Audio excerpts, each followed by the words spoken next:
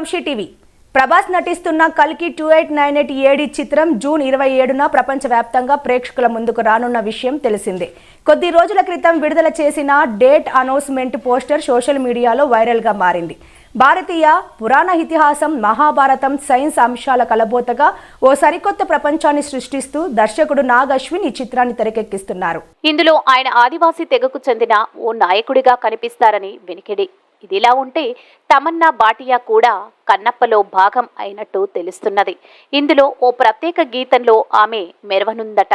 Rajinikanth Jailer సినిమాలో ఆమె చేసిన స్పెషల్ సాంగ్ ఎంతటి సంచలనాన్ని సృష్టించిందో తెలిసిందే.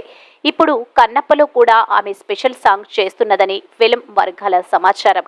అయితే ఆ వార్తపై అధికార ప్రకటన మాత్రం ఇంకా రాలేదు. ముఖేష్ కుమార్ సింగ్ ఈ చిత్రానికి దర్శకత్వం వహిస్తున్న విషయం విదితమే.